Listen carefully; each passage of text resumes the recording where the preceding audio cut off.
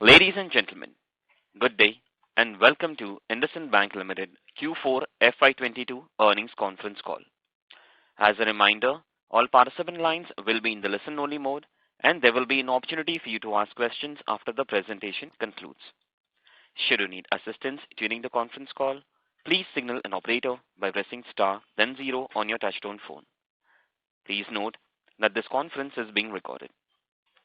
I now hand the conference over to Mr. Sumant Kathpalia, Managing Director and CEO, Indusind Bank. Thank you and over to you, sir. Good evening. Let me start with some macro commentary and then get into the bank-specific details. Over the course of Q4, the economy was hit by a third wave of pandemic, which ebbed by March, helping by improving pace of vaccinations. Latest official estimates suggest the economy surpassed its pre-pandemic size by end of Q4, with real GDP growth of 8.9% over financial year 22, as major components of GDP went past its pre-pandemic level. However, pace of recovery got impacted by Russia-Ukraine conflict, which sent commodity prices, including of oil, spiraling upwards. India, however, is much better positioned to deal with the negative external spillovers.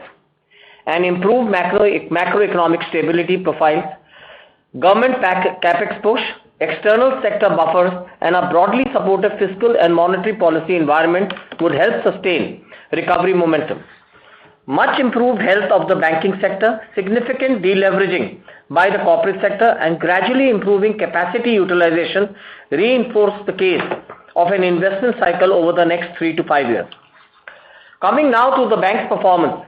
We completed second year of planning cycle 5 strategy in Q4. I will spend a minute on PC5 update before going into a quarter-specific developments. We have also added a few slides in investor presentation providing a status update on PC5. The financial year 22 proved to be a challenging year due to the internal as well as external factors. While we saw spread of COVID second wave during the first half of the year, we faced whistleblower allegations in the second half followed by a COVID third wave. The bank responded with measures to address these concerns comprehensively through slower growth in first half, focus on collections, building conservative contingent provisions ahead of the slippages, conducting internal and external review on microfinance operations, and maintaining traction on consumer, corporate, and digital initiatives. With these concerns getting behind us, we steadily pivoted towards growth, with loan growth improving every quarter from 3% in March 21 to 12% in March 22. We also progressed on our key initiatives for PC5. Retail liability surge. Momentum on retail liabilities was maintained with the share of retail as per LCR increasing from 37% to 41%. CASA ratio improved from 41.7% to 42.7%. And top 20 deposit concentration fallen from 22% to 17%. The COD at 4.6% is at the lowest level in our journey over several years. Fine-tuning corporate bank approach. Corporate bank saw growth of 20% after last year's sell down and net slippages of around 60 basis points, witnessing one of the best years in recent past. We have seen improvement in average rating improving from 2.76 to 2.69. Granularity in fees and reduction in long-term loans as shown in the investor presentation. Holistic rural banking. Rural banking franchise saw a scale-up Bharat Merchant Stores, agribusiness along with the recovery in vehicle and microfinance. These improved shares of rural loans from 19% to 20% this year. Our domains contributed 43% of the loan book and have outperformed the industry during COVID waves. Our disbursements in vehicle finance and microfinance have picked up well after a brief slowdown due to COVID-2. Diamond portfolio too participated in the strong growth in exports. New growth boosters. We progressed well on scaling up our new initiatives such as affluent banking, NRI, tractor financing, small corporates with less than 500 crore turnover, merchant acquiring, affordable housing, and digital 2.0. Overall, we navigated an otherwise turbulent year with outcomes broadly in line with our communication throughout the year. We had consistent improvement in return ratios as well as growth metrics every quarter, and our balance sheet continues to be at its strongest level in the last several years. Coming to the quarter-specific developments. Acceleration in loan growth. We achieved 5% quarter-on-quarter growth, driven by 5% quarter-on-quarter growth in consumer, 4% quarter-on-quarter growth in corporate segments. The year-on-year loan growth book improved to 12% from 10% previous quarter. All retail products, including vehicle, microfinance and consumer, saw one of the healthiest disbursements ever during quarter 4. The corporate book has been maintained steady momentum driven by small corporates. This broad-based disbursement growth was a key outcome for the quarter. Our deposit mobilization continues apace driven by granular customers. Our deposits grew 3% quarter-on-quarter and 15% year-on-year, including CASA growth of 5% quarter-on-quarter and 17% year-on-year. The growth in retail deposit as per LCR accelerated to 6% quarter-on-quarter and 26% year-on-year. The growth of deposit is achieved along with the reduction in cost of deposits by 6 basis points quarter-on-quarter and 43 basis points year-on-year. Digital 2.0. During the year, the bank created Digital Center of Excellence, investing in building new capabilities and talent base. We launched Indus Easy Credit, merchant acquiring and vehicle finance portfolios and are being scaled up. The other two, individual and SME offerings, are planned for the launch in the current year. The digital transactions continue to grow, forming 92% of the total, with strong growth in mobile transactions up 33% and WhatsApp banking 2x YOY. Asset quality. We saw reduction in both gross and net slippages during the quarter across consumer, vehicle and microfinance business. Our net slippages have come down from 0.9% to 0.6% quarter-on-quarter. Our restructured book has reduced from 3.3% to 2.6% quarter-on-quarter and continues to perform well, specifically in vehicles. While we saw slippages from corporate restructured book, we have not written back any provisions from contingency buffer. Our GNPA was down from 2.48% to 2.27% and net NPAs reduced from 0.7% to 0.64% quarter-on-quarter. Our contingent provisions are at 3,328 crores with total loan related provisions at 152% of gross NPAs. Healthy profitability continues to remain. Strong retail disbursements and falling cost of deposits aided in improving our net margin to 4.2%. Our client fees continued momentum, growing at 8.8% quarter-on-quarter. Our costs accelerated due to business revival as well as investments in technology and distribution, resulting in cost to income ratio of 42.6%. Overall, our operating profit remains healthy at 5.8% for the quarter. Steady improvement in return ratios. Our profit after tax grew 13% quarter-on-quarter and 51% year-on-year to 1,401 crores. Our return on assets improved to 1.51% and return on equity was at 11.9% for quarter 4.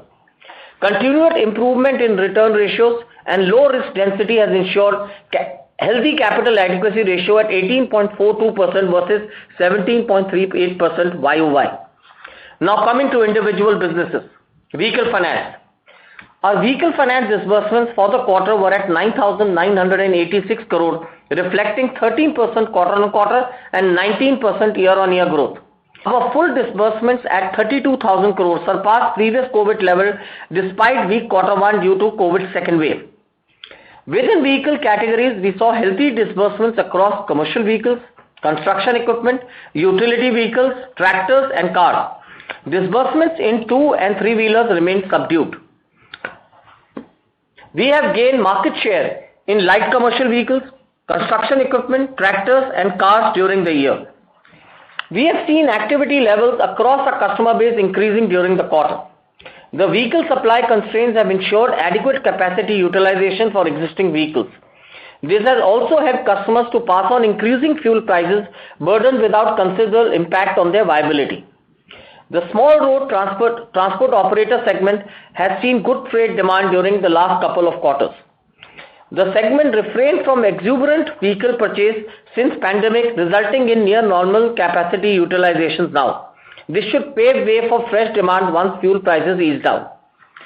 Two of our weak product segments, that is bus and three-wheelers, have also seen utilization improving as COVID restrictions are withdrawn to a large extent. Three-wheeler segment is quickly getting back to normalcy, including demand for fresh vehicles after a long time. But bus segment too is expected to see fresh demand couple of quarters down the road. As a result, our vehicle finance restructured book has reduced from 3,769 crores to 3,298 crores quarter on quarter. The collections from the restructured book improved further to 90% during the quarter. Collection efficiency from the rest of the book is back to normalcy. Overall, we remain optimistic about the vehicle finance business outlook for the current year. The segment has withstood increased fuel prices till now. We continue to add to our distribution, invest in our digital ecosystem, and maintain rational pricing to ensure growth and risk-adjusted returns across the cycle. Microfinance. We were cautious on microfinance disbursements in quarter 3 due to potential third COVID wave, focused on collection and completion of business reviews. As you know, we shared findings of independent review in March.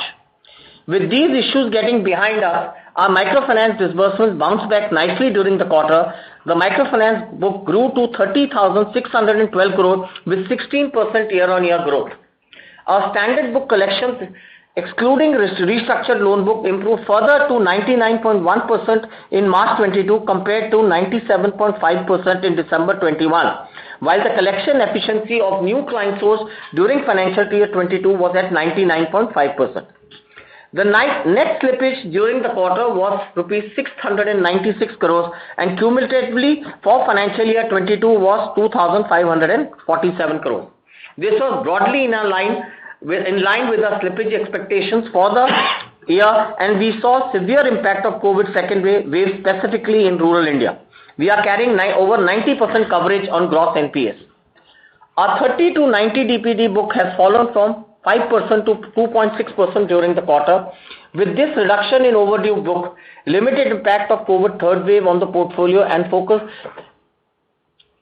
on collection, we believe the credit cost in microfinance should get back to normalcy soon. A merchant acquiring business managed by BFIL has scaled up impressively during this year despite multiple macroeconomic challenges. The loan book outstanding grew to rupees 1,943 crores from 1,463 crores quarter on quarter. The number of borrowers under this book increased to 324,000 from 260,000 quarter on quarter. The merchant acquiring book has been consistently reporting net collection efficiency of more than 98 for the past 3 quarters, and the credit cost has been less than 1.5%. Indusind Bank, through BFIL, has been taking banking to the doorstep of its customers, and we feel there is a large untapped potential in terms of liability sourcing in rural India. While still small, we still are happy to share that we are able to mobilize 1,400 crores from the clients served by Bharat Financial. We are looking at various means to reach the last mile, and efforts are on to make Indusind the primary banking customer of our valued customers. Overall, we believe microfinance business is steadily coming back to normalcy after a severe second wave. The activity levels are consistently improving, and with expectation of another year of good monsoon, the business is expected to show steady performance in the coming year. Global diamond and jewelry business. The Indian diamond cutting and manufacturing industry had a healthy growth recovery during financial year 22, showing a 50% growth in exports. Our diamond book too grew by 29% year-on-year on the back of strengthening exports and diamond prices.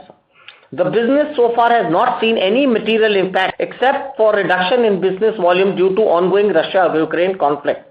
As you know, we are a working capital provider at the top end of the diamond and diamond-studded jewelry manufacturing customers in formal economy. We are engaged with all stakeholders and monitoring the situation closely. On the base case, remains that the conflict may result in slower growth in diamonds business, which although may not create an asset quality issue, but may impact growth in assets and income in the short run. The business, however, is only 4% of the loan book, and thus overall impact on the bank should not be material. There has been no NPAs or restructuring in this segment. Corporate bank. Our corporate loan book has maintained a steady performance, growing around 5% quarter on quarter consistently throughout the year. We had realigned the stock as well as flow of the corporate book towards revised underwriting framework. This has played out well during the course of the year. Growth was driven largely by large and mid corporate, growing by 20% year on year. The growth was backed by increased disbursements and working capital drawing, specifically in a strategic customer group. This quarter was categorized by high activity levels with good disbursements as well as prepayments due to deleveraging. Small corporates grew 26% year on year, elevate on the small base. These are corporates with turnover less than 500 crores, especially in SME, supply chain finance program. The proportion of A and above rated customers has also improved from 68% to 71% YOY, with weighted average rating improving from 2.76 to 2.69. During the quarter, our corporate restructured book reduced from 17 to 9.6 billion. We saw restructured exposure in the construction segment of 5.8 billion being repaid. We also saw restructured exposure in a retail group of 1.4 billion slipping into NPA and fully provided for. The restructured book also includes around 4 billion from other entities in the same group which are performing as of now. The bank is carrying provision towards the restructured as well as NPA accounts from the retail books. Our exposure to stressed telco was at 30 billion as of March 22. With subsequent to the quarter and saw a meaningful reduction of 1,150 crores in April. Our exposure as on date stands at 18.5 billion, including fund-based exposure of 1,000 billion and balance non-fund-based exposure. Overall, we remain confident on the lookout for the corporate sector banking credit growth. Our interaction with corporates do indicate rekindling interest in private capital. Government spending on infrastructure, manufacturing boost through production-linked incentives, rising new economy companies, stronger balance sheet, etc., are all point towards likelihood of a fresh capex cycle across the country. We, having weathered challenging times over the last 1 to 2 years, are now well positioned to capitalize the market opportunity. Other retail assets. Our retail asset loan book accelerated to 6% quarter on quarter, driven by secured as well as unsecured assets. The retail asset business saw recovery in disbursement post-COVID quarter 3, which was further strengthened in quarter 4. Credit cards continue to deliver strong performance and with spending of 13,800 crore for March, reflecting 42% year-on-year growth. Our business banking segment has shown 5% quarter-on-quarter growth. We have been cautious on this segment due to COVID as well as loan pricing issues. We are now comfortable on both the fronts, resulting in strong disbursements. Our new customer acquisition run rates nearly doubled from financial year 21 as COVID impact receded and distribution-led strategy picked up. The loan against property book also grew 2% quarter-on-quarter after being stagnant for a year. The growth was achieved by increasing disbursement and easing competitive pressure on prepayments. We expect growth momentum in retail business to continue in the current financial year. We do, however, remain watchful of inflationary economic conditions, particularly on the unsecured consumption spend. Now coming to liabilities. Deposit grew 15% year-on-year and 17% year-on-year growth in current and savings account respectively, and retail deposits as per LCR grew by 26% year-on-year. The growth is achieved along with the reduction in cost of deposits. Our cost of deposits reduced to 4.60 from 4.66%, showing a decline of 6 basis points during the quarter and 145 basis points cumulatively in 2 years. We reduced concentration of top 20 deposits from 22% to 17% year-on-year. The certificate of deposits have remained a small component of 3% of our overall deposits. Affluent segment total AUM stood at 60,000 crores, including deposits of 35,000 crores. Affluent business also contributed to a fee of 350 crores for the current year, growing 50% year-on-year. Deposits and NR segment have been holding up well at rupees 26,800 crores despite weak fresh NRI deposit inflows in the country. We resumed branch expansion after COVID-2 eased in second half of the year, taking branch count to 2,265 from 2015 from September. We plan to add another 200 to 250 branches during the year. Our saving account was also recognized as the best savings product by Financial Express Best Bank Award 2022. Our seamless client servicing with minimal client disruption throughout the pandemic was recognized by the Digital Banker Award for outstanding response to COVID-19. Our retail deposit mobilization has been a cornerstone of PC5 strategy. We have seen a sea change in deposit franchise from deposit attrition in March 20 to massive surplus in March 22 coupled with strengthened deposit profile. Overall, we remain committed to liabilities-led growth strategy with emphasis on retail deposits. The deposit mobilization is likely to see increasing competition due to tightening liquidity as well as potential pickup in credit growth. Our investments in physical as well as digital distribution should help us maintain deposit momentum. The growth will also be aided by increasing market visibility as well as the new segments such as agency business. Digital traction. The bank has created a digital center of excellence and is taking a comprehensive view to deploy new age digital platforms and build end-to-end digital client value propositions. We have built new capabilities and infused a lot of specific talent in digital. We have set up a digital factory which is now a 100-member team across digital product, advanced analytics, digital marketing, digital partnership, digital revenue and growth roles, across driving a digital agenda along with our technology partners. As mentioned at the beginning of the year, we are focused on 5 areas, namely easy credit for unsecured retail loans, digital ecosystem for vehicles, particularly in the used segment, merchant solutions, differentiated payments and finance solutions for individuals, SME trade and credit stack. During the year, we launched 3 of these 5 initiatives as follows. Indusind Easy Credit for Individuals is one of its kind end-to-end omni-channel digital journey. This solution provides instant sanction and disbursal capability, enabling superior client, employee and channel partner experience. We already have close to 200 offline partners live on the platform and several online partners in the process of integration into the stack. Consequently, 84% of the card origination business is now digital, up from 37% a year ago. The cost of origination too is down by 60% versus traditional model. The stack will be soon extended to personal loans as well. Indusind Easy Credit for Business Owners provides digital journey for MSME clients seeking unsecured loans up to 2 crores. It's a completely digital process where we are leveraging advanced analytics to give an in-principle sanction to MSME clients within 15 minutes for loans and up to 2 crores in the form of unsecured term loans, secured overdraft. The stack will be extended to other MSME offerings as well. Indus Merchant Solution app is all-in-one stack for retailers to bring their payments, lending and banking needs together under a single umbrella.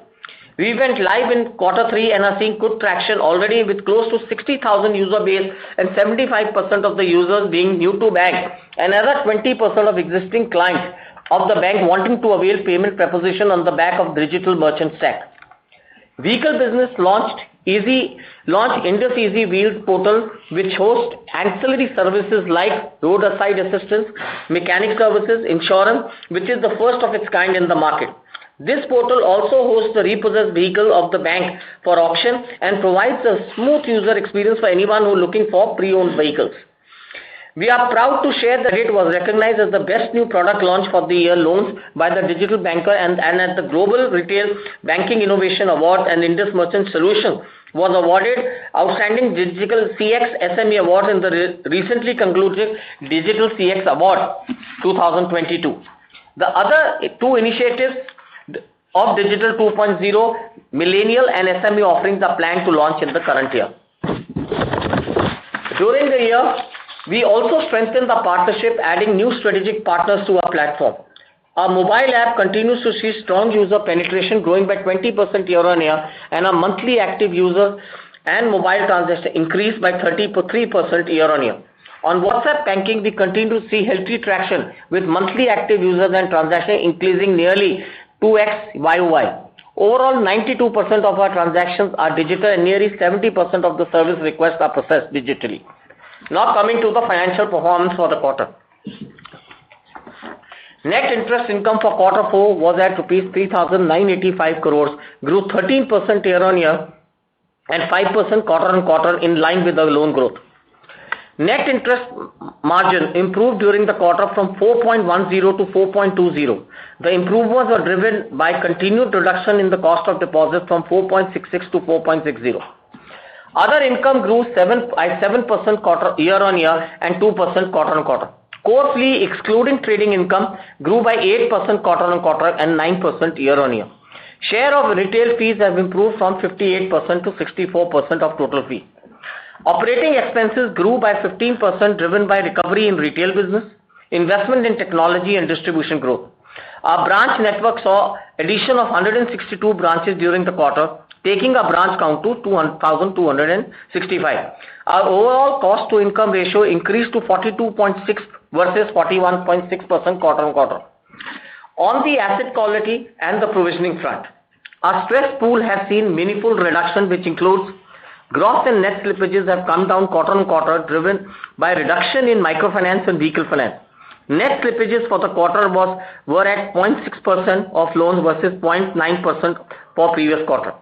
Our restructured book has seen a reduction of 1,359 crores and moved from 3.3% to 2.6%. Around 53% of this book originates from vehicle finance, where performance has been as per our expectation with collection efficiency of 90% for March.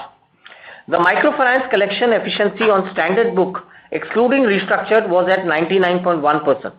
The collection on new loans in financial year is healthy at 99%. The restructured book carries contingent provisions. Exposure to stressed telco has now come down from 30 billion to 18.45 billion, along with multiple positive developments in the telecom industry. Overall, gross NPA for the bank has moved down from 2.48% to 2.27% quarter-on-quarter, and net NPAs were down from 0.71 to 0.64% quarter-on-quarter with a PCR of 72%. While we saw slippages from restructured book during the quarter, we have made fresh provision through P&L rather than utilizing contingent provisions. Overall, our contingent provision excluding specific provision remained at constant at 3,328 crores. Our loan related provisions are at 3.5% of loans or 152% of the gross NPAs. Our SMA1 and SMA2 book was at 43 basis points and 16 basis points respectively. Collectively, SMA1 and SMA2 have reduced from 84 basis points to 59 basis points quarter-on-quarter. Net security receipts reduced marginally from 85 basis points to 83 basis points quarter-on-quarter. Profit after tax for the quarter was at 1,401 crores, growing 13% quarter-on-quarter and 51% year-on-year. Our CRAR, including profits, remain healthy at 18.42%. Return on assets crossed 1.5% mark during the quarter, and return on equity improved to 11.9%. In conclusion, we completed the second year of the 3-year strategy cycle. We closed the year putting behind most of the internal and external concerns and steadily pivoting towards growth. While the operating environments remain volatile due to Russia-Ukraine conflict, we are committed to achieving our planning cycle 5 ambitions. Our priorities for the coming year would be maintaining disbursement momentum. Our areas of domain expertise, that is vehicle, microfinance and diamond, has seen good recovery in disbursement. The impact of increased fuel prices has not been evident yet, including this month so far. Our corporate and consumer business too are contributing towards growth. Overall, we would aim to achieve our PC5 growth ambition of 15 to 18% compounded growth for the financial year 21 to 23 period. Retail liabilities. We continue to believe and execute on retail liabilities-driven growth strategy, particularly through retail deposit. We are investing in our physical as well as digital distribution to maintain our liability momentum.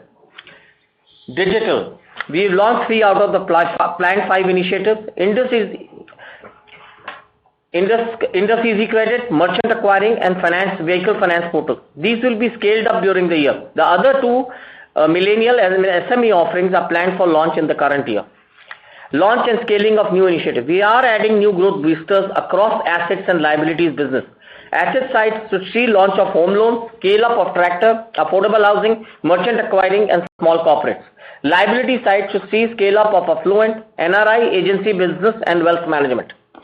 Improving financial metrics. We have aligned the balance sheet towards rising interest rate scenario. We will strive towards maintaining a healthy NIM and operating profit margins. The provisions should come down with COVID impact getting behind us. We believe that the coming year should see underlying profitability of the franchise with improved growth. We can open the floor for question and answer. Thank you very much. We will now begin the question and answer session. Anyone who wishes to ask a question may press star and one on their touchtone telephone. If you wish to remove yourself from the question queue, you may press star and two. Participants are requested to use handsets while asking a question. Ladies and gentlemen, we will wait for a moment while the question queue assembles. Participants, you may press star and one to ask a question.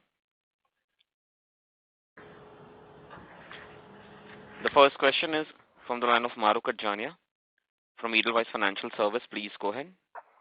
Good evening, sir. Good evening. Good evening, sir. So, I had a few Maruk, sorry to interrupt you, but your audio is not very clear. Sir, hi. Hi, hello, sir. So, I just wanted to check on your outlook on margins. Maruk, we believe we've always given a guidance of two margin guidances which we've given. One is on net interest margins. We've given 4.10 to 4.25, and that's where we are overall for the year. And we've given a PPOP guidance of greater than 5%. We ended the year at 5.8%. Got it, sir. And irrespective of the rate cycle, that should be the margin guidance, correct? Yeah, that's what I've said. I think we believe that we will be range bound on in these. We will be range bound in these two margins, irrespective of the rate cycle as of now, because we have the ability to change our product mix or the portfolio mix. Got it. And sir, just in terms of credit cost, obviously you are strengthening the balance sheet by providing more and not drawing up. But at what point in time will you start drawing down? We have to wait for the right opportunity. I think we've not done it this quarter. Who knows that we will, once we see that the flows are happening from the restructured book, at that appropriate time we will take a call. It's not necessary that we will drop. We may just keep the contingent provisioning holding on. It depends on how we are seeing the flows, and we've given a guidance on the credit cost of 120 to 150 basis points. And I think you will start seeing that range bound activity from us going forward. But sir, just the last question. You were sounding constructive on private capex, which is not the case with other banks. So, I mean, when do you see that kicking in? So we've said that it will happen over a period of time. We've not said it will happen immediately. So while we see some green shoots coming up here or there, but I think the public capex will come up before the private capex. But we do see in private sector also some one or two proposals keep on coming to us. We have Sanjeev Anand here. He can answer that question. Sanjeev, would you?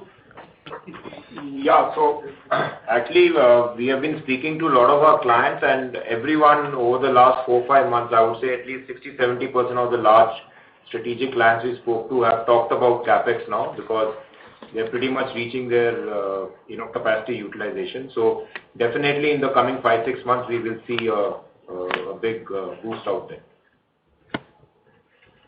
Okay, sir. Thanks a lot. Thank you. Participants, you may press star and one to ask a question. The next question is from the line of Kunal Shah from ICICI Securities. Please go ahead. Yeah, congratulations for good set of numbers. Firstly, in terms of for the entire deposit, okay, the way the environment is shaping up, liquidity is going to be tight, and in fact, many of them are raising rates as well. So how should we look at our retail plus CASA? No doubt you have alluded in terms of affluent NRI to be the focus segment, but how should we look at the overall retail and CASA? And should we see like there will be reliance on the bulk deposits in case we get towards our growth guidance of 18 odd %? Yeah. We are very clear, Kunal. We want to get our retail franchise correct, and we've given a guidance on PC5 to be between 45 and 48% on a retail SL, what do we call? LCR ratio.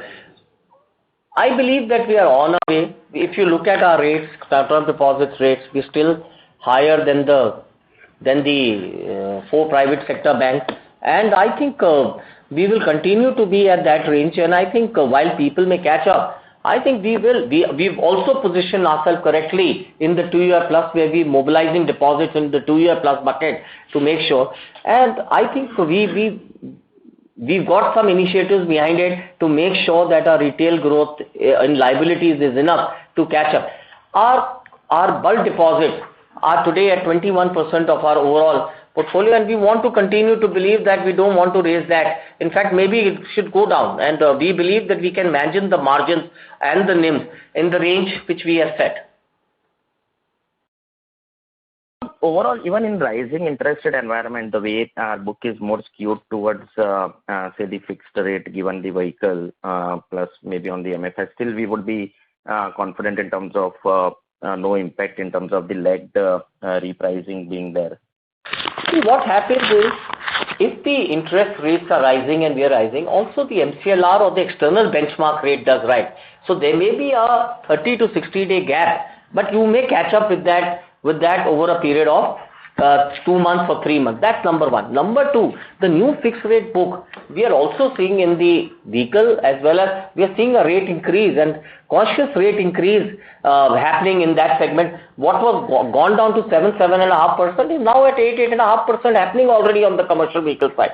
Number three, the mix on the fixed rate book is also changing. So on the vehicle side, for example, used vehicles and used cars are coming up to make up the mix change.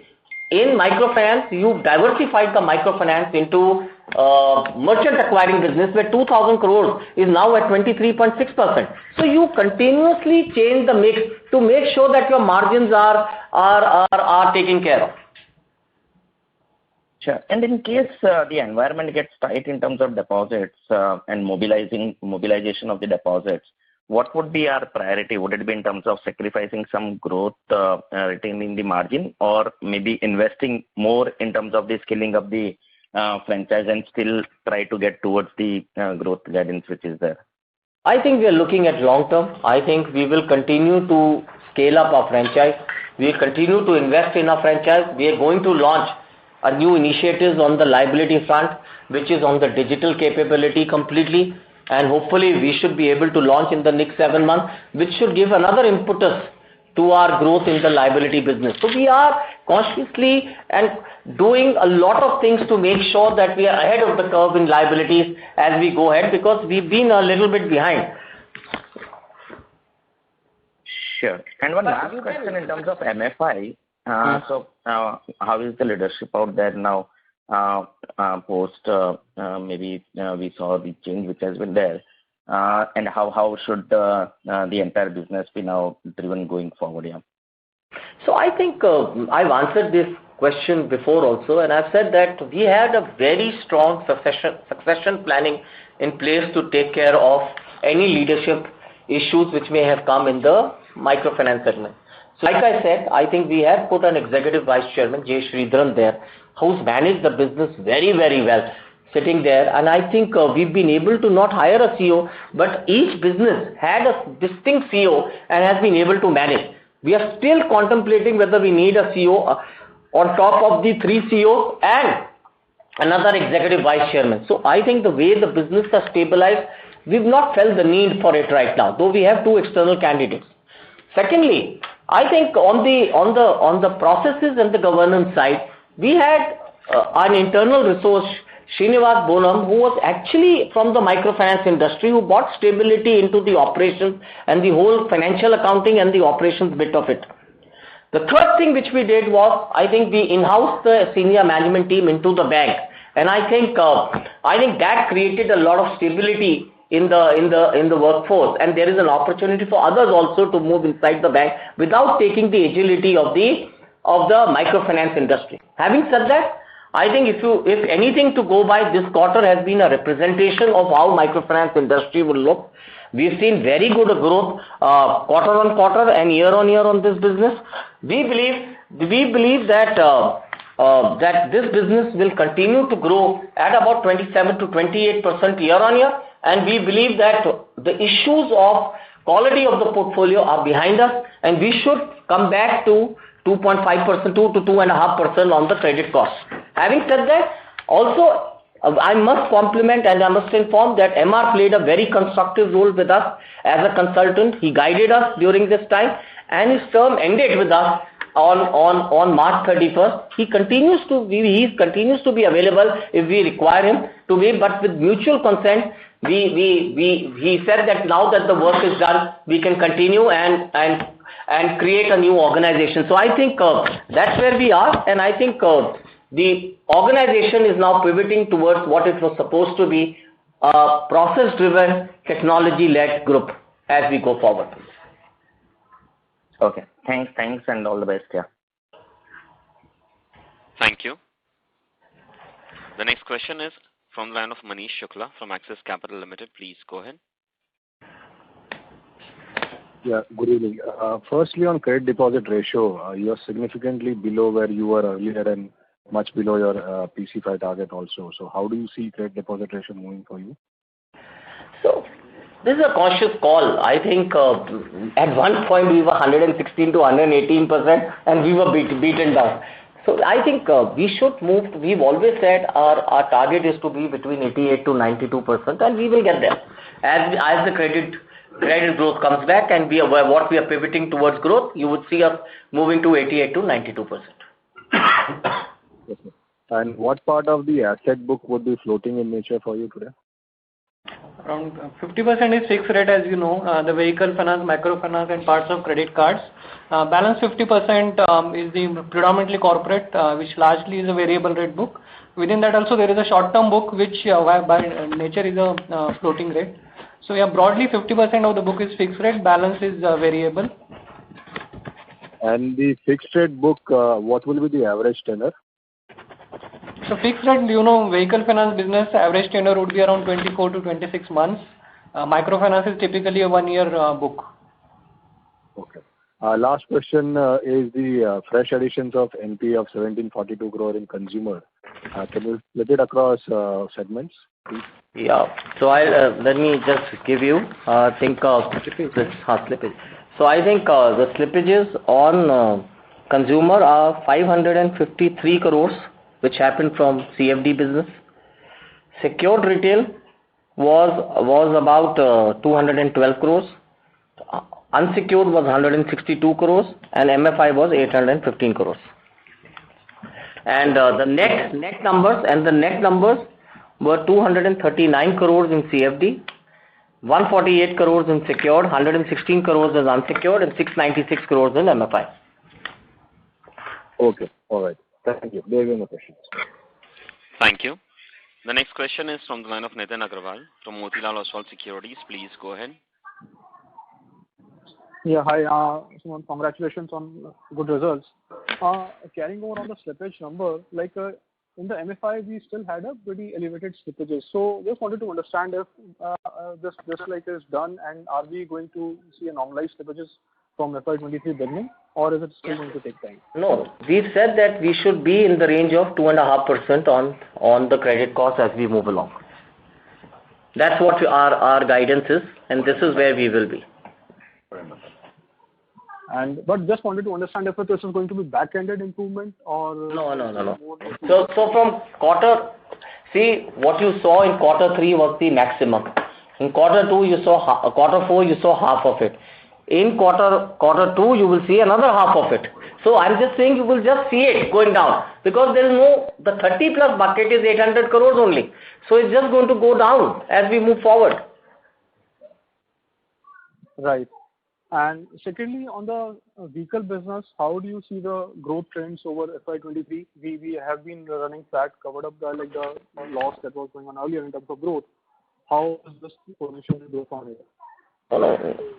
See, I'll tell you what has happened on the vehicle. If you go back 4 quarters or maybe 2 quarters ago, we were not growing at all in the business, and I think we were actually having an issue of excess running down of the book. I think what we've seen now is disbursements catching up on quarter 3 and quarter 4, and of course the quarter 4 was a 2% growth. But going forward, I think I have Sriram here, who heads our vehicle finance unit. He's taken over from Partha. So let him just answer this question for you. It will help you get the answer correctly. Yeah. See, commercial vehicle. Sorry. Commercial vehicle, we had a COVID-2, which was very fatal, and people had a very difficult time running the vehicles. So post that, people are running the vehicle quite well. Like even despite the diesel price increase, people are able to run the vehicle, and people are able to pay more than 1 month installment. Though they are not able to come back from the entire 3 months deficit, what has been which has happened during the COVID-2 scenario. But they have been paying more than 1 installment, and the portfolio is looking good. And month on month, the overdues are coming down. But for commercial vehicle, the rest of the field like LCV, construction equipment, they are doing very, very well.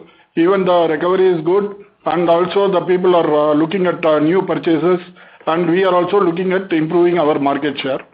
And presently we are looking at also affordable housing as a good unit, and we are trying to invest more money in that segment. Thank you. Sure, thanks. And lastly, on the liquidity coverage ratio, now that has declined almost 20% over the past 2 quarters. So sorry, we are losing your audio. We are not able to hear you properly.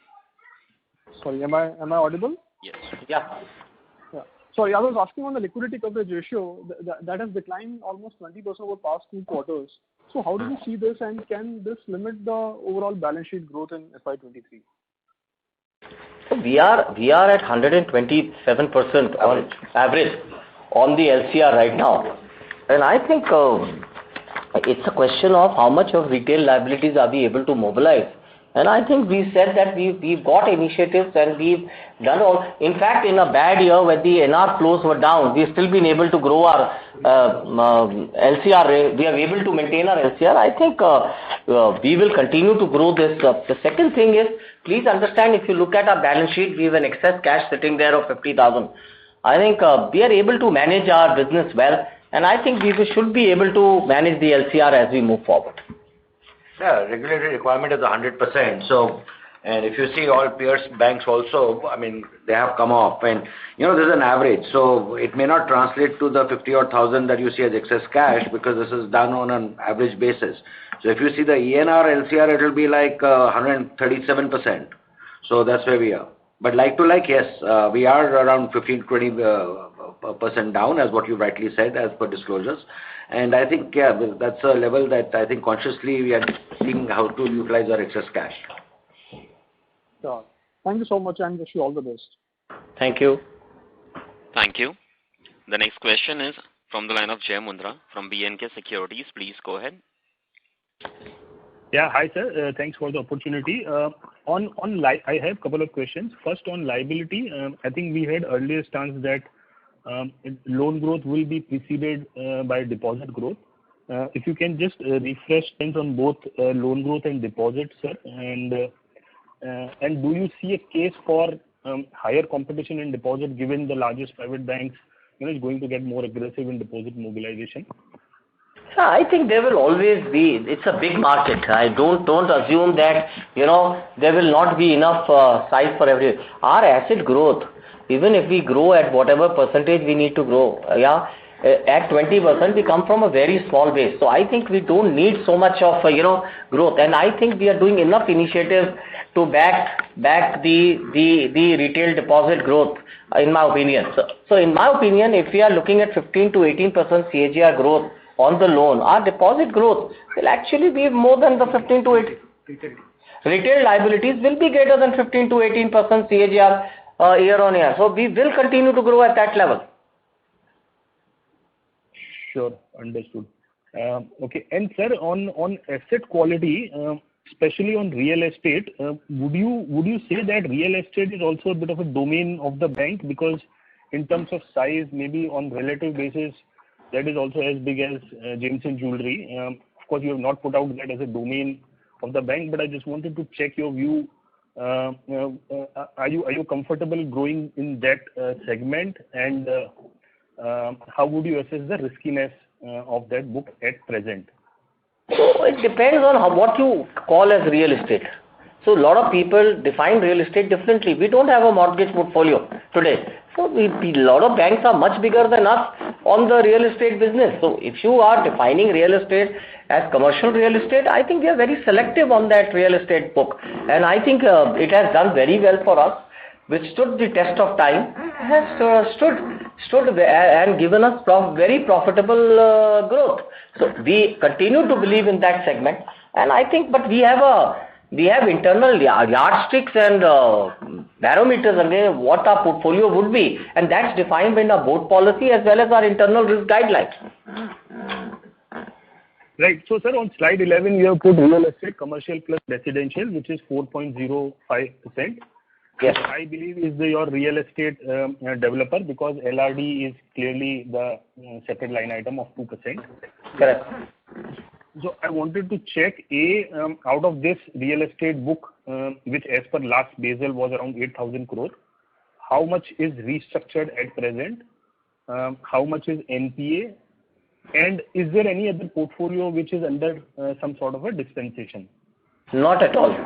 There is nothing on the restructured, nothing on the NPA on this book, and I don't know about the restructured. Is there any? So on restructure there's none. There was only one account which had become NPA, which you recognized in the past. Others are performing. Actually, during the last 1 or 2 quarters, it's been robust that we've been able to reduce exposure, get prepaid in some accounts. We've been able to book better new accounts because there is enough activity and positive activity. We closely monitor the overall concentration across the different parts, but we have not seen any signs of stress. It's actually been a bit of a robust period, and you would have seen rating upgrades in some of the larger real estate companies itself. Some of them have gone to the A category and better because of the large collections they've achieved. Yeah. Just to add, whatever our book was on April 20 when COVID hit us, today as we talk, around 75% of that book has been churned, repaid or whatever it is. So it just shows the quality of the book. So we have a very good mix. We have some 110 odd projects across residential and commercial, and they're all doing pretty well. There's no real concern out there. No concentrations really. Yeah, and no concentration. Different regions, different good builders, and that's the way we do. Sorry, I missed the bit on churn. So what did you say? From April 20 to now? Our book, when COVID came in April 2020, when there was this whole concern on that. So since then, till now, in the last 2 years, around 75% of our real estate book, both on the commercial and the residential side, has been churned. Churned means either repaid, prepaid, or we have sold it down, added some new because we have an active sell down strategy in our real estate portfolio. So basically what I'm saying is it's a very good quality book which we had onboarded at that time also, and it stood the test of time, and today also it's a pretty well diversified good quality book. Right. And sir, on LRD exposure, would it be fair to assume that all of the projects exposure here would be operational and none of them would be under any dispensation sort of a thing, right? So So we have two types. We have a construction period loan with a right to take up the LRD, but LRD being a highly competitive market, depending on the lessee, the rates, they don't work out. Somebody else may take it over from us and a construction loan gets repaid. On our LRD book, which we have closely monitored, We did see initially some delays and vacancies, but the latest, the portfolio is performing very well. Tenants are back, rentals are back, and there's no account which is in any stress.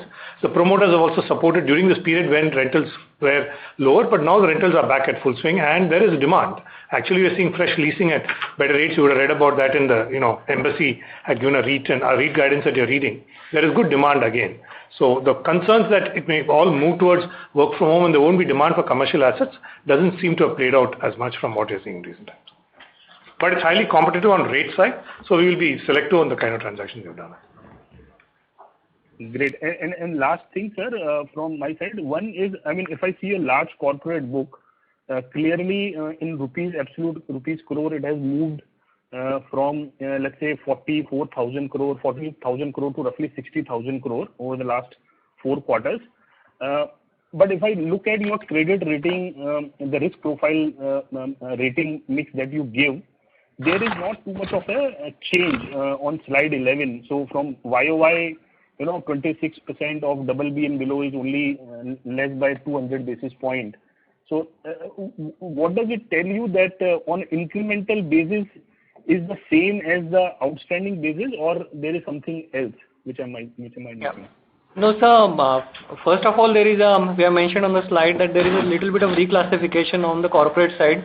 As we have reorganized the business, the slide depicting large, mid, small is also reorganized, and the growth rates which Suman mentioned in his opening remarks are adjusted for that reclassification. So the large has grown 20% year on year. That's one. Secondly, the rating profile that we show on the slide 11 includes both fund and non-fund based exposure. And during the year, we saw some cashback guarantees getting repaid. Plus, combined to that, there is a growth in small corporate items and jewelry and real estate, which typically come in the BBB side, while the inherent risk is quite low. So those two have contributed into the loan, the rating mix has been what it has been shown in the slide 11. Understood. Understood, sir. And this last data keeping question, we have shown this security receipt portfolio, which is given in the BSC. What is the provisions that we are carrying against that? So net security receipt is 83 basis points against last quarter's 85 basis points. Okay, so 83 is net number, right? Is that so? Yes. Okay, great. Thank you, sir, and all the best. Thank you. The next question is from the line of Nilanjan Karfa from Nomura. Please go ahead. Hi, good evening. Two questions. One is on data keeping. If you can also give the restructured loan breakup, whatever is outstanding across those 5 buckets that we historically mentioned. Yeah, okay. Okay, let me just give it to you. So our restructured book is about 6,172 crores as of now. CFD is 3,298 crores. Secured retail is 686 crores. Unsecured is 233. MFI is 995. And corporate is 961. 961. Okay. Great. Thanks, Suman. When I look at the movement of cost of deposits and cost of funds, at least this specific quarter, declined quite sharply by about 18 basis points. Could you highlight, what exactly happened compared to cost of deposits, which was down only 6 basis points? Yeah, we had some borrowings that were maturing and they were contracted at abysmally low rates, the new borrowings that came in. So for 5-year tenors, just to give you an example, we got rates of SOFR plus 100 basis points for 5 years tenor. So we had around 3,000 crores of maturity, around 3,000 crores of maturities on borrowings which got financed at very low rates. I mean, the spread would have been at least 2% lower than what they were existing at. That's interesting, sir. Okay. And on the asset side now, on the basically the yield on retail, which is basically flat at about 14.18. And if you look at the